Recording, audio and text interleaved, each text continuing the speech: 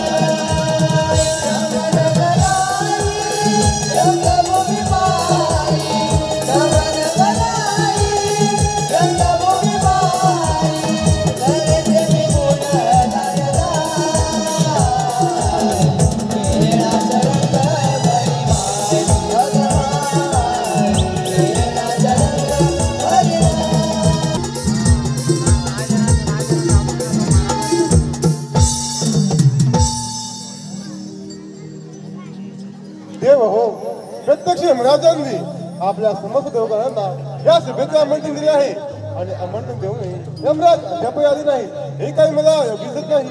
होय देवेंद्र, मला वाटते आपण तिलोत्तमेचा नृत्याविष्कार सुरू करूया. बरोबर आहे देवा. तिलोत्तमा, तुझ्या नृत्याला सुरुवात कर.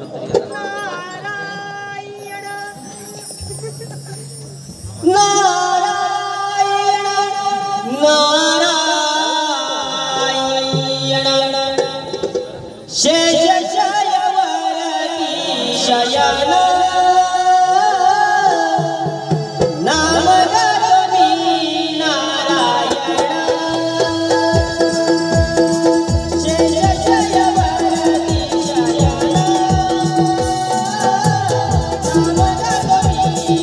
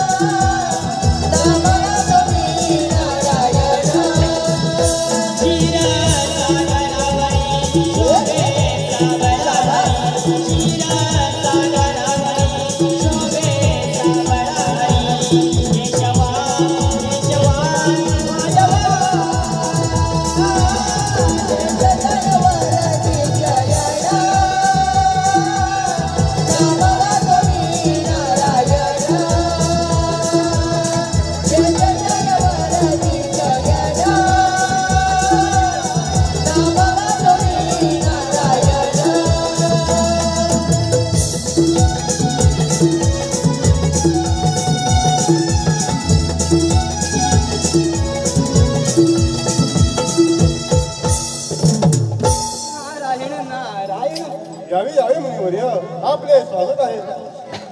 मुनिवर्य, आपण योग्य त्या वेळी आणि योग्य त्या ठिकाणी तुम्ही आला आहात. परंतु मुनिवर्य, येथे येण्याचे प्रयोजन? नारायण नारायण देवेंद्र, माझ्या येण्याचे प्रयोजन मी आपणास स्पष्ट सांगतो. तत्पूर्वी समस्त देवगणांना या नारदाचा धन्यवाद करा. आशीर्वाद असो.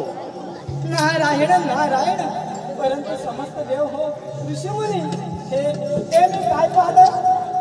मुनिवर्या, प्रत्यक्ष यमाच्या सभेत यमराज तर आपल्याला कोणत्या दिसत नाही. त्यामुळे तिलोत्तमाचे नाच गाणे आपल्याला बंद ठेवले पाहिजे.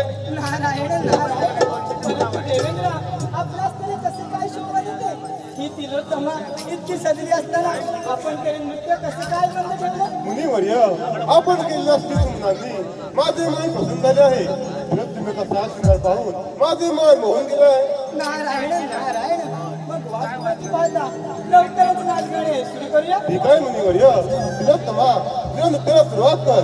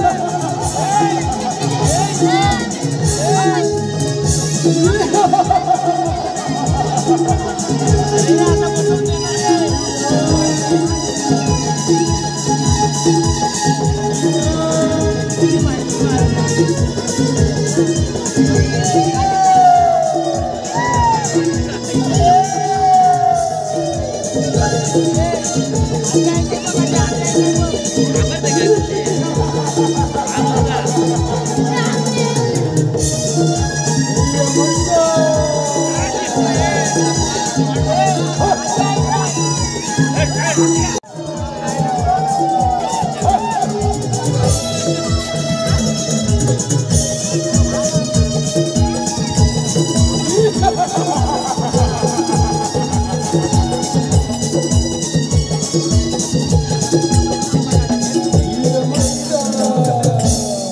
यमाच्या चरणी वंदन असो. आशीर्वाद होणार मुनी नारद मुनी देव ऋषी आम्ही त्या हजर असताना आमच्या दरबारामध्ये तिलोत्तमाच्या नादाने सुरू कसं काय? नारायण नारायण. यमराज आम्ही तर तुमचीच वाट पाहत होतो, हो की नाही देवेंद्र? हो बरोबर आहे मुनिवर्य. देवेंद्र आपल्या जर माहीत असेल आमच्या आज्ञेशिवाय येथे येथे काहीच चालत नाही. परंतु यमराज एकदा तिलोत्तमेकडे पहा, तिचा हा सात शृंगार पहा आणि मला सांगा कोणाचा मग आवरेल. हेही बरोबर आहे देवेंद्र. देवेंद्र तिलोत्तमेचे नाद गेले सुरू करा. काय यमराज तिलोत्तमा तुझ्या नृत्याला सुरुवात कर.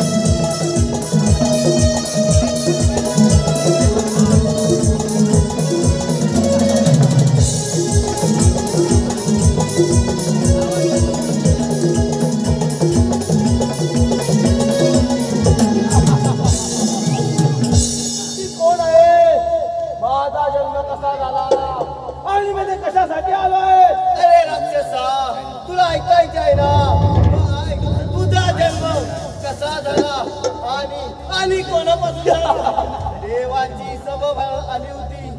त्या सभेमध्ये तिलोत्तमाचे नाचगाणे चालू असता माझे तेज जमिनीवर पडतात. त्यातून तुझी उत्पत्ती झाली. म्हणजे तिलोत्तमा नाचगाणे सुरू असताना तुमच्या ते जमिनीवर पडतात त्यातून माझी उत्पत्ती झाली का पिताश्री? होय, म्हणून तुझे नाव अग्नी सूर असे ठेवतो. ठीक आहे पिताश्री, परंतु मला अशी व्यक्ती द्या की हे सारे धरती मंथन चालू आणि देवांना सलोखी बरोबर. ठीक आहे पिताश्री, मला आशीर्वाद द्या. तू येतोस.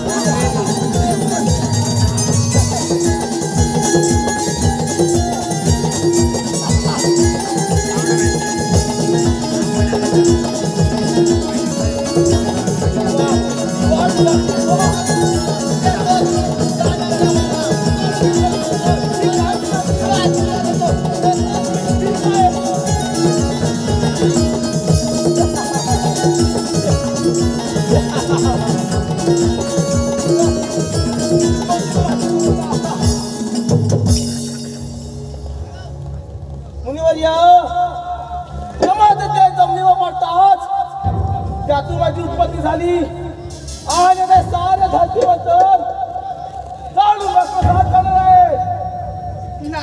नारायण अरे कृष्णा, परंतु तुला या वराची प्रचिती नारदा, या वराची प्रचिती म्हणजे नारायण अरे अग्निसुरा, त्या सभेमध्ये सारे देवगण हजर होते, परंतु सारे देव घाबरून पडले आणि सारे देवगण जाणार होते. महादेव आणि विष्णुदेव देवेंद्राच्या साह्यासाठी गेले असणार. अमरावतीवर चालकर तेथे सारे देव एकत्र भेटतील, त्यांना पराभूत करून सर्व घेऊन पळवून. मुनिवर्य, असं त्या अमरावतीवर काय करतो आणि या साऱ्या देवांना पराभूत करून त्या अमरावती जाणून भस्मसात करतो. ठीक आहे, येतो. नारदा, त्या देवांना सावध केलं असतं. नारायण अरे अग्निसुरा, असं असतं तरी मी आता प्रथम आलो असतो का? तर ठीक आहे मुनिवर्य, येतो मी. इंद्रदेवा, सांभाळ तुझ्या अमरावती.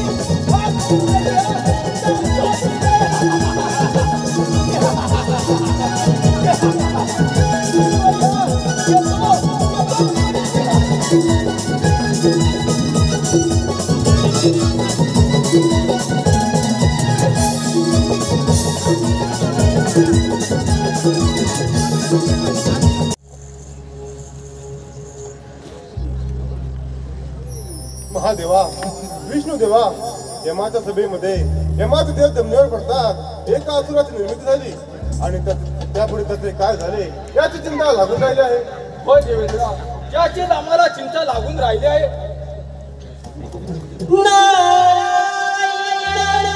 नारायण तुझे रूप मनोहर पाहू दे, तुझे रूप मनोहर पाहू दे. हरिनाम तुझे गुण गाऊ दे, हरिनाम तुझे गुण गाऊ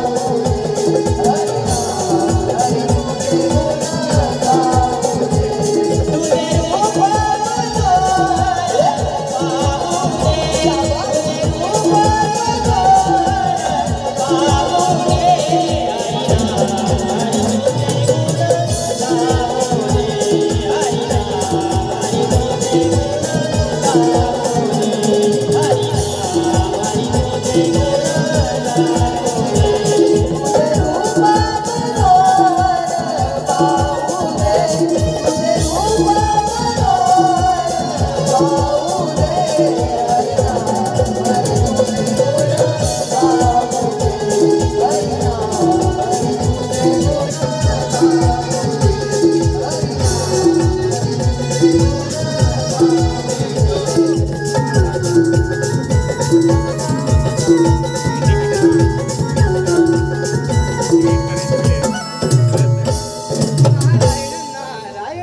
यावे यावे मुनिवर्य, आपण योग्यता वेळी आणि योग्यता ठिकाणी आला आहात. आम्हा सर्व देवगणांना एक चिंता लागून राहिली आहे. नारायण नारायण समस्त देव हो आपणास कोणती चिंता लागून राहिले मुनिवर्य, आपण त्या भव्य दिव्य सभेमध्ये हजर होता. त्या सभेमध्ये एका असुराची निर्मिती झाली व त्या राक्षसाचे पुढे काय झाले त्याची चिंता लागून राहिली आहे आम्हा देवगणांना. नारायण नारायण समस्त देव हो आपणास योग्य चिंता लागली आहे. त्या सभेमध्ये पुढे काय झाले ते मी आपणास स्पष्ट सांगतो. यमराजांचे तेज जमिनीवर पडताच एका असुराची निर्मिती झाली. यमराजांनी त्याचे नाव अग्निसूर असं ठेवले आहे आणि त्यास अशी शक्ती दिली आहे की हे सारे रक्तमंथन जाळून भस्मसात करशील आणि त्याची नजर साऱ्या देवांवर आहे. काय सांगतात मुनिवर्य? होय मी आपणास सावध करण्यात आलो. मुनिवर्य, आपण आम्हाला सावध केले, आपण आपले दायित्व पार पाडले आहात. परंतु मुनिवर्य, हे लक्षात असू द्या, जे ते अभिलाषी झाला जे ते क्रोध आदेश आला याचा संवाद झाला तो नाश पावे. होय देवेंद्रा, ज्याच्या माती अहंकार आहे त्याचा सर्व नाश हा निश्चित असतो. तेव्हा मुनिवर्य, या समस्त देवगणांच्या रक्षणासाठी आणि ह्या अमरावतीच्या रक्षणासाठी हा इंद्रदेव त्या असुराचा नाश करेल. तुम्ही निश्चिंत राहा. नारायण नारायण देवेंद्रा तुम्ही ही निश्चित राहा कारण तो पहा अग्निसूर इकडे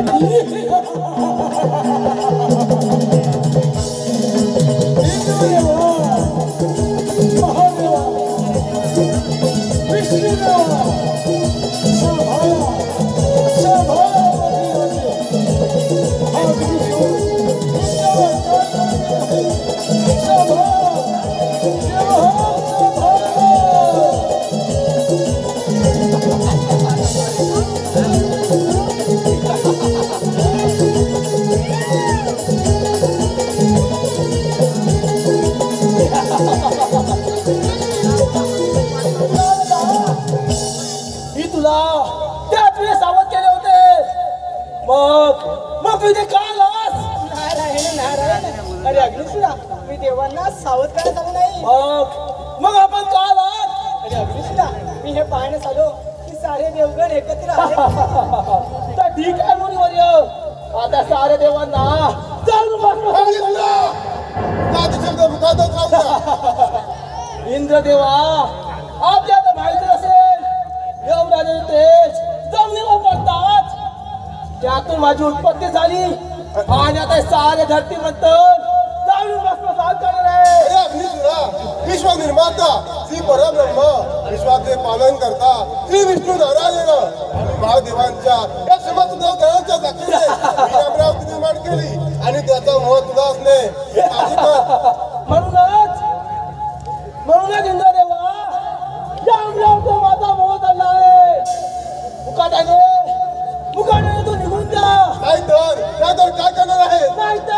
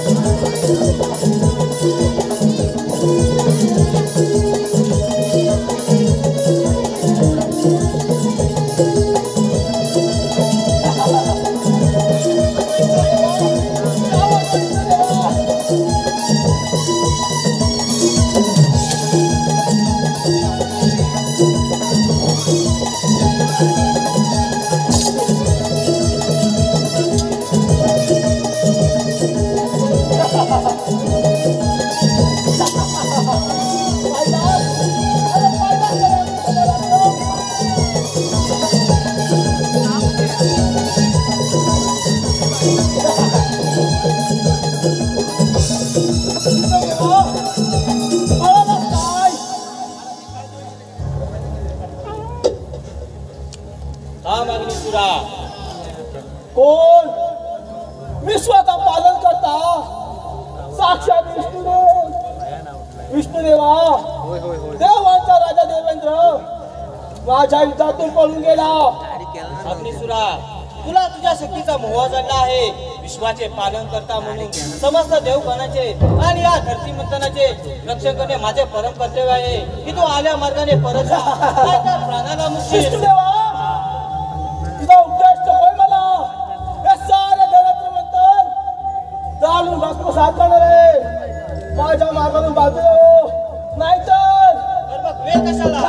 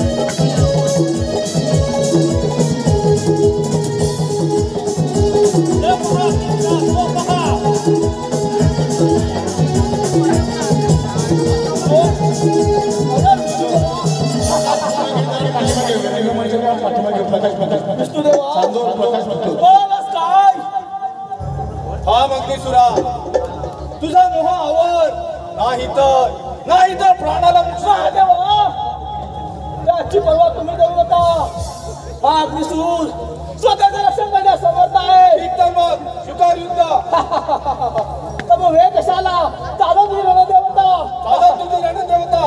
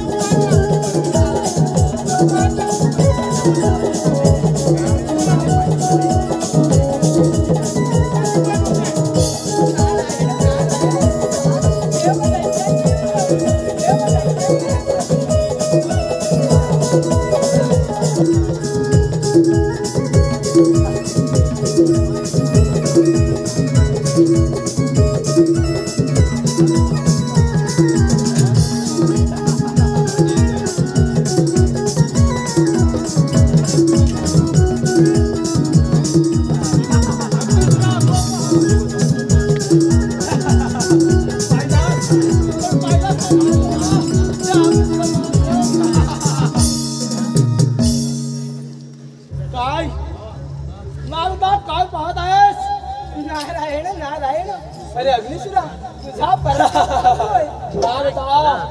कसा देवांना सोडलंय आणि दया अमरावती जाणून भस्मसात करतो.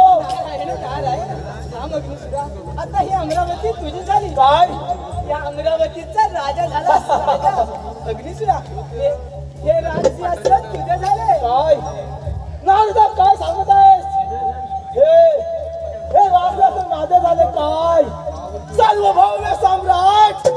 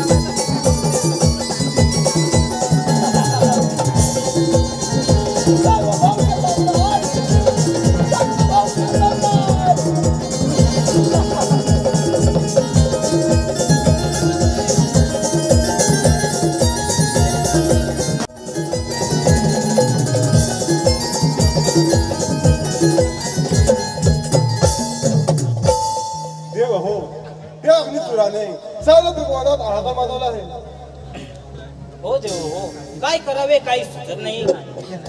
यावर यावर आपल्याला काहीतरी मार्ग काढला पाहिजे.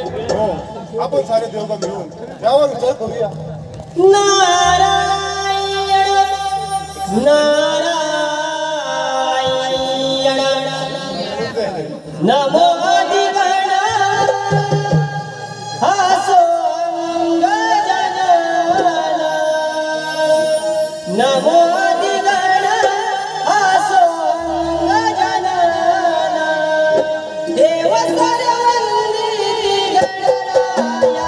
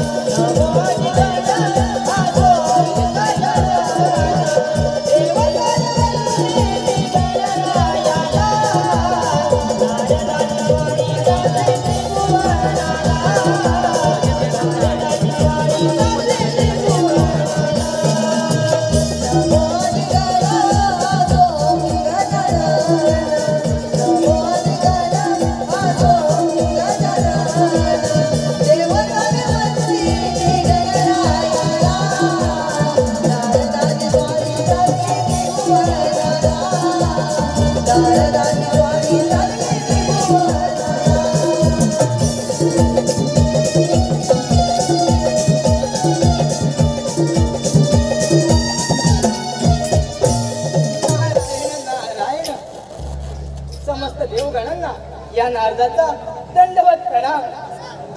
आज सारे देवगण एकत्र राहण्याचे कारण तरी कोणते? मुनिवर्य, आपलं तर ठाऊकच आहे, त्या अग्निसुराने साऱ्या देवगणात हात माजवला आहे. तो अग्निसूर सारे धरतीमंथन झालाय निघाला आहे.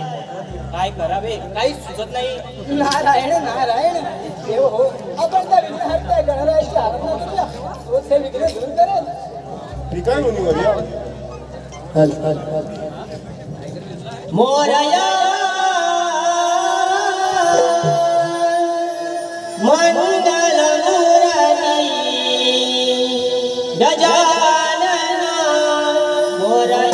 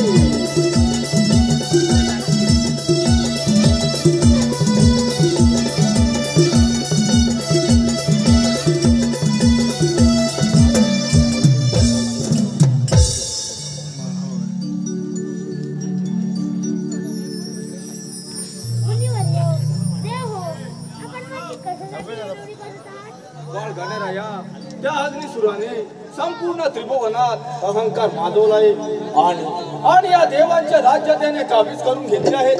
तेव्हा काय घडणार यावर तुम्हीच फक्त मार्ग काढा. आपण कोणतीच चिंता करू नका. मी घेतो कसं सांगतो. आपण आपापल्या राज्यात परत जा. ठीक आहे चला देव, आपण आपापल्या निवासाने परत जाऊ. चला.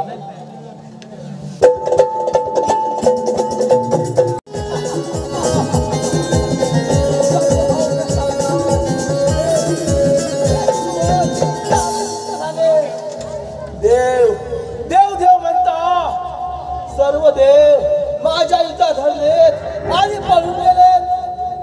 आता अग्निसूर या त्रैलोक्याचा राजा झाला, म्हणजेच सर्व भव्य सम्राट झाला. हा अग्निसुरा, त्या मोहावर कोण आहेस तू? मी पार्वती गणेश, म्हणजेच तुझा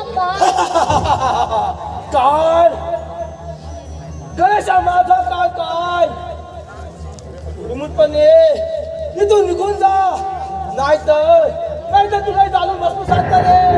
अग्निसुरा, मीच तुला घेऊन टाकणार आहे. तर मग वेळ कशाला होईल का तयार?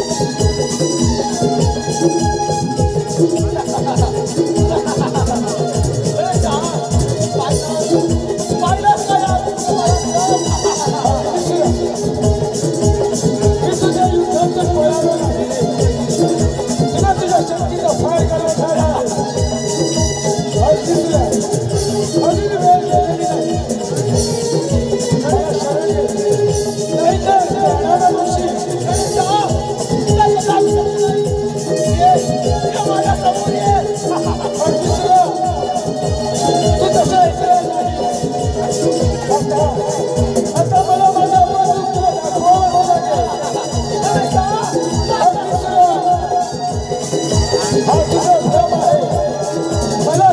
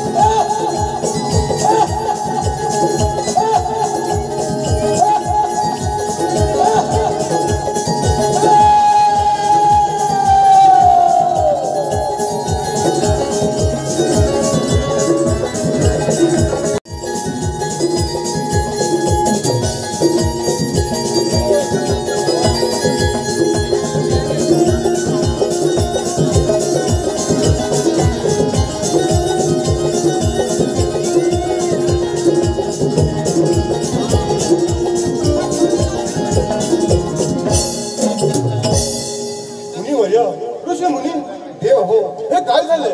गणरायाचा धाव होत आहे. नारायण नारायण देव हो, गणरायाने अग्निसुराला गेल्यामुळे त्याच्या अंगाचा दहा होत आहे. आपण सर्वांनी काहीतरी करून गणरायाचा दावा शांत करूया. हो, मी माझ्या जवळचा हिमृष्य वर्षाव गणरायाच्या मस्तकी करतो.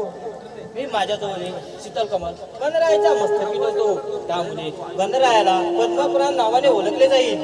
मी माझ्या डोक्यावरील चंद्रकोर गणरायाच्या मस्तकी ठेवतो आणि भालचंद्र या नावाने त्याला ओळखले जाईल. नारायण नारायण इतकं करू नये, गणेशाचा दहा शांत होत नाही. ऋषी मुनी आता तुम्हीच काहीतरी मार्ग काढा. मी माझ्या जवळ असलेला 21 दुर्वांचे गणरायाच्या मस्तकी ठेवतो. देव या 21 ध्रुवांमुळे माझा दहा शांत झाला आहे. म्हणून मला या ध्रुव अतिशय प्रिय झाले आहे. या पुढे जो कोणी भक्त मला या ध्रुवा माहीत त्याला सहज दाने तपे केल्याचे पुण्य मिळेल. तथास्तु.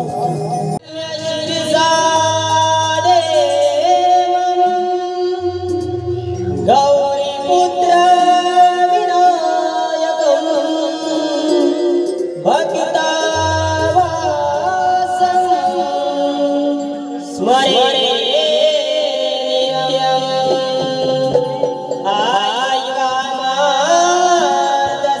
आयुर्मादसीदये भक्तावासं स्मरे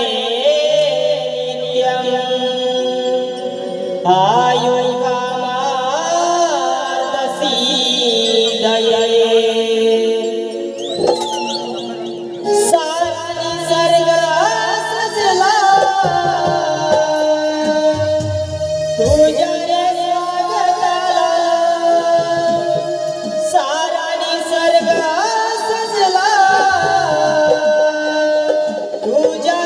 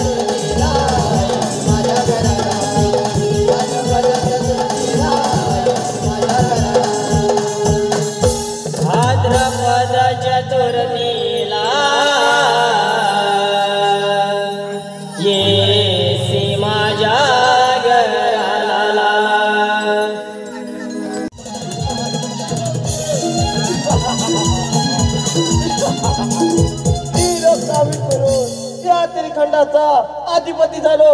या त्रिखंडामध्ये मला नामोहरण करणारा एकही योद्धा नाही. सारे जण माझ्या भीतीने माझे दास झाले.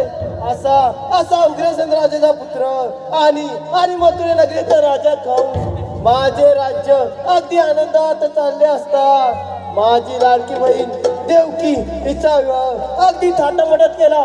वरातीच्या वेळी मी तिच्या रथाचा सारथी झालो.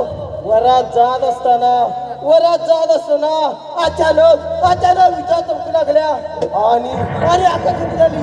दृष्ट कंसा, तुझ्या बहिणीच्या रथाचा सारथी झालास. त्याच देवकीचा 8वा पुत्र तुझा नाश करणार आहे. तुझ्या पापाचा गडा भरला आहे. तेव्हा सावध राहा कंसा, सावध राहा. नाही ही आक्रमण ऐकतात माझ्या दरवाज्यात मस्तकात गेली. अंगाची लाई झाली.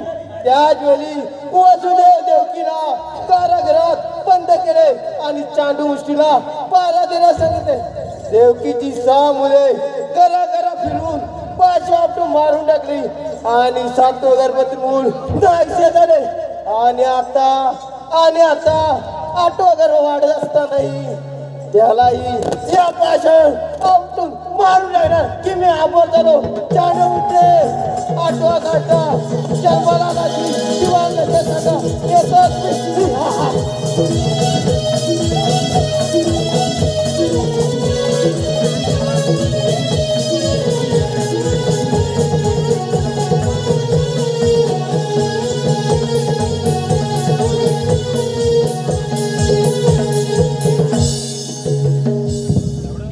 आणि अखेर तो दिवस उजाडला.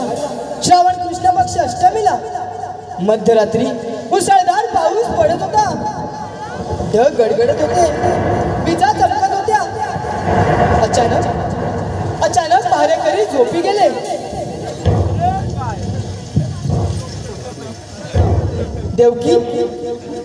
देवकीच्या पोटी साक्षात विष्णूने जन्म घेतला. देवकी वसुदेवाला सांगू लागली, नाथ माझ्या बाळाला वाचवा, नाहीतर माझा भाऊ पुन्हा या बाळाचा जीव घेईल. अचानक दरवाजा उघडला. वसुदेवाने एका टोपलीत बाळाला घेतले.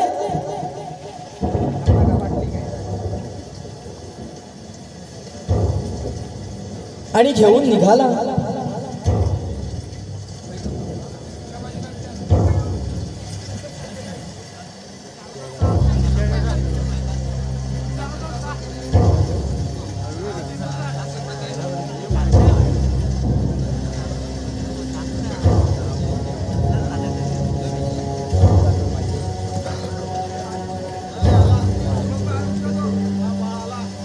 सर्व पहारेकऱ्यांचा डोळा चुकून वसुदेव निघाला. अचानक लक्षात आले, वसुदेवाचा परममित्र नंदकुमार हाच आपल्या बाळाला सांभाळू शकतो. वसुदेव बाळाला घेऊन गोकुळाकडे निघाला. आणि गोकुळात जाताना मध्ये लागते ती यमुना नदी. नदीला मुसळधार पावसामुळे पूर आला होता.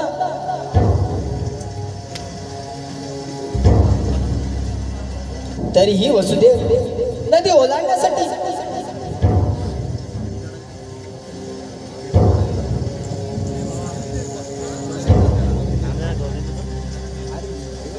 नदी पात्रात उतरला.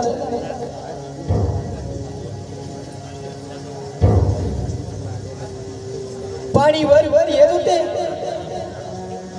परंतु बाळाचे पाय पाण्याला लागतात. पाणी ओसरू लागले.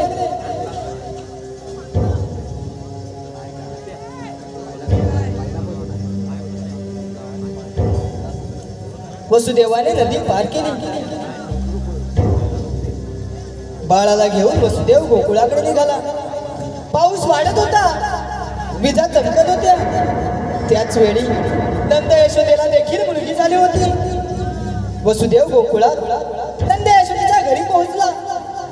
आपला मुलगा पाळण्यात ठेवला आणि त्या मुलीला घेऊन निघाला.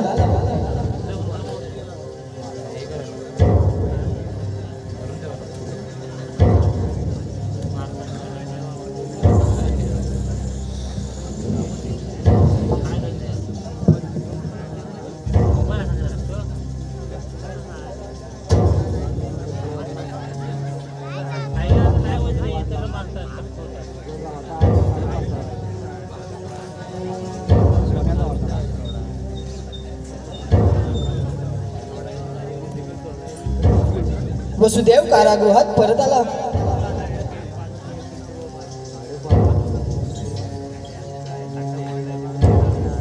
कारागृहाचे दरवाजे बंद झाले आणि बाळाचा रडण्याचा आवाज आला.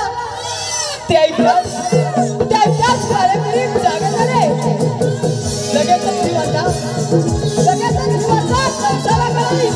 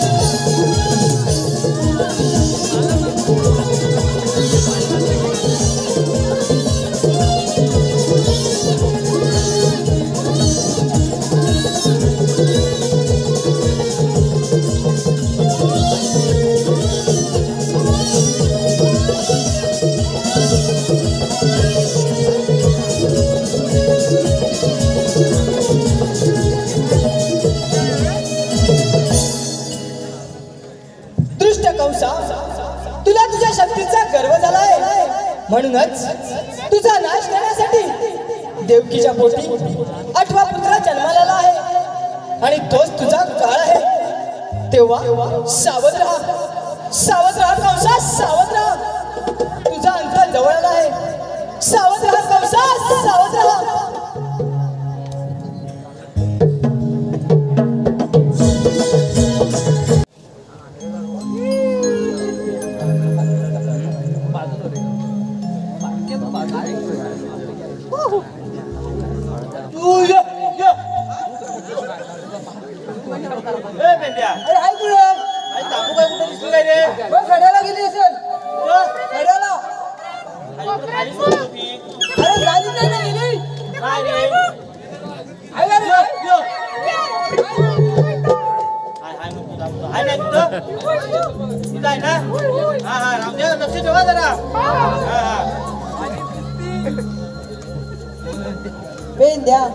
सुदामा, आपण खूप दिवस कोणताच खेळ खेळलो नाही.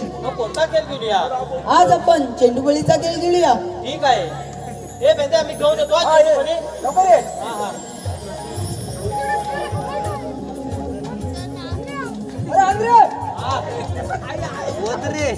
पहिली बॅटिंग माझी. मागच्या वेळी तू माझं नाव सोडून गेला होता. बॉलिंग करा. दुसरा कुठं आहे? जोडीचा आज जोडीचा आता कामाला गेलाय. तू मला सांगत नाही त्यांनी. अरे गाना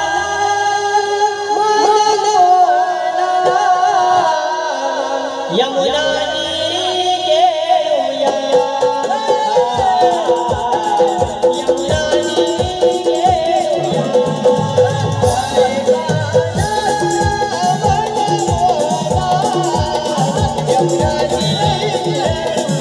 Yeah.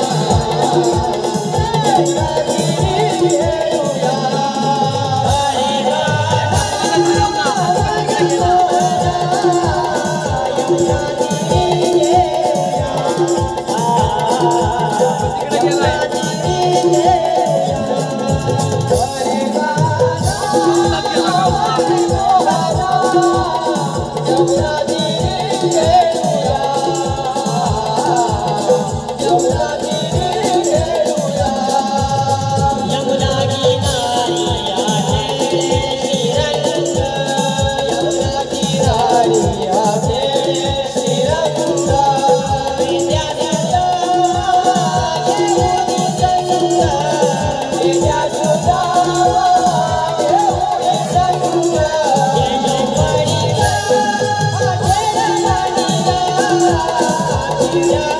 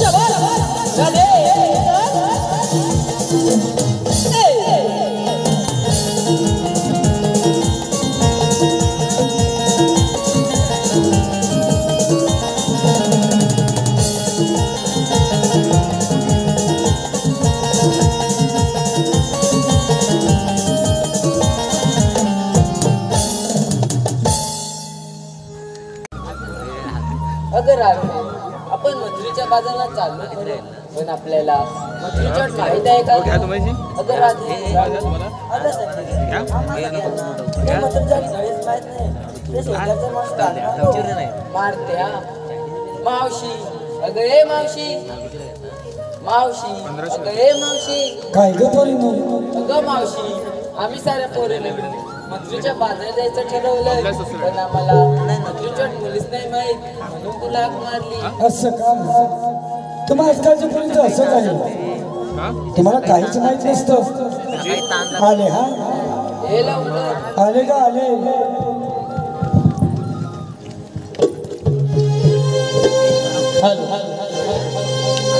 थांबा थांबा पोरीनो मी येते, जाऊ नका बिगी नका.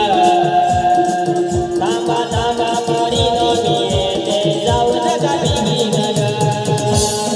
थांबा थांबा पोरीनो मी येते, जाऊ नका बिगी नका. थांबा थांबा पोरीनो मी येते, जाऊ नका बिगी नका. थांबा थांबा पोरीनो मी येते, जाऊ नका बिगी नगर. थांबा थांबा पोरीनो मी येते, जाऊ नका बिगी नगर. नाही चालवत या मावशीला तुमच्या गजोडी नगर. नाही चालवत या मावशीला तुमच्या गजोडी नगर. नाही चालवत या मावशीला तुमच्या गजोडी नगर. नाही चालवत या मावशीला तुमच्या गजोडी नगर. थांबा थांबा पोरीनो मी येते, जाऊ नका बिगी नगर.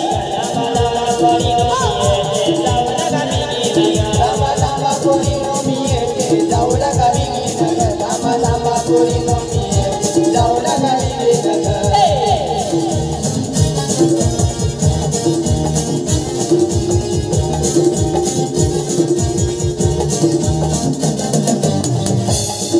कामावर जायला उशीर गपार,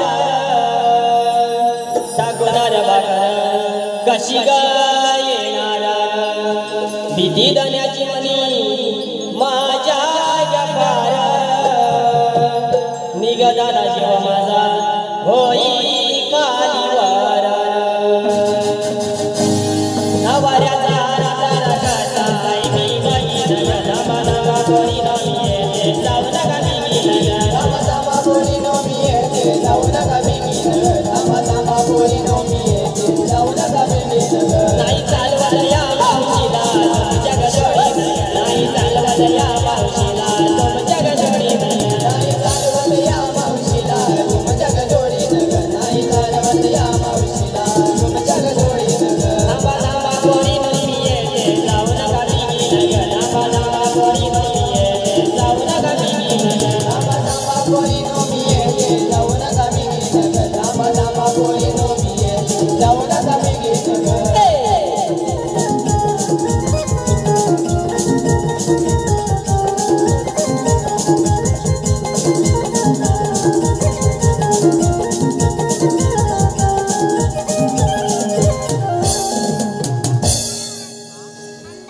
अगं बया बया बया बया बया, कशाला मला हाक मारली? अगं मावशी, आम्ही सारे पोरी मिळून मथुरेच्या बाजारात जायचं ठरवलंय, पण आम्हाला मथुरेच्या मुलीच नाही माहित, म्हणून तुला हाक मारली. असं का? तुम्हा आजकालच्या साऱ्या पोरींचं असंच आहे, तुम्हाला काहीच माहित नसतं. चला तर मग जाऊया मथुरेच्या बाजाराला. चल तर.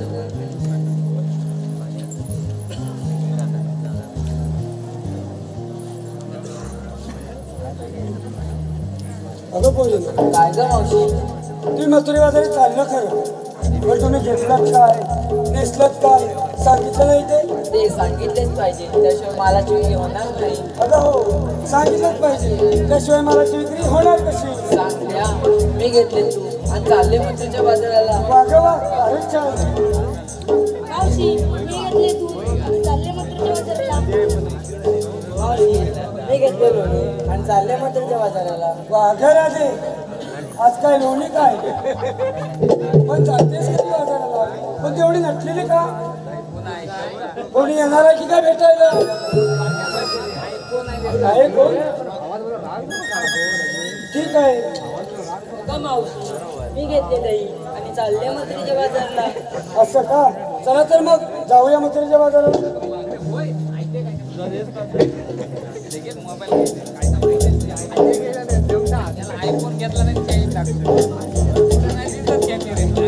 अगं पोरीनो, काय ग मावशी तू मथुरेमध्ये चाललंच खरं, पण मथुरेचा अवघड घाट, त्यात वाकडी तिकडे वाट, जायचं कसं? एखादं गाणं तरी म्हण पाहू. म्हणत्या घाल घाल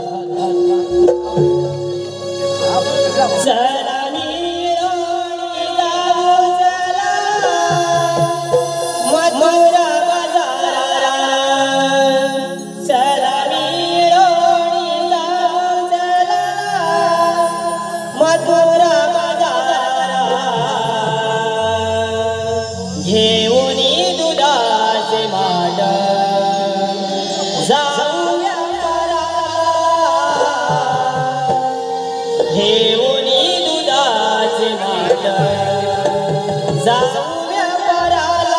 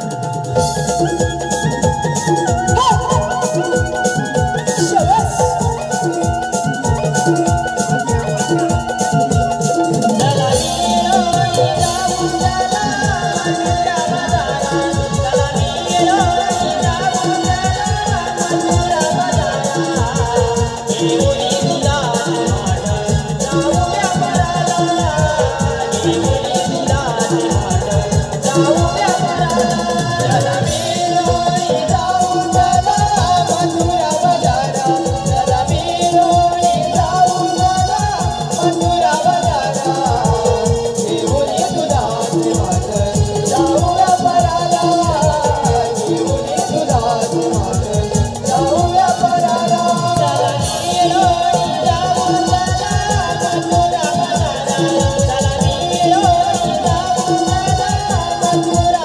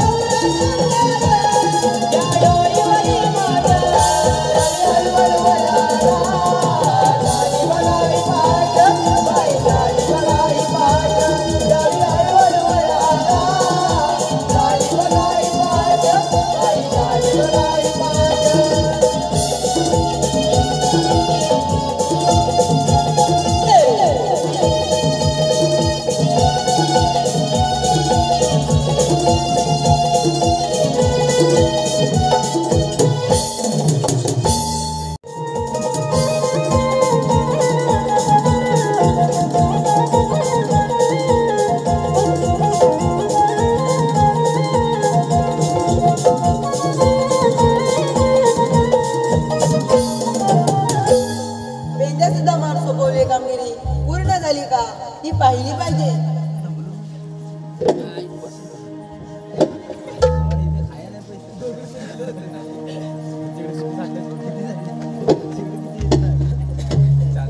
थांब राधे, तुला सेवादारी जाता येणार नाही. आपल्याला म्हणतात तरी कोण?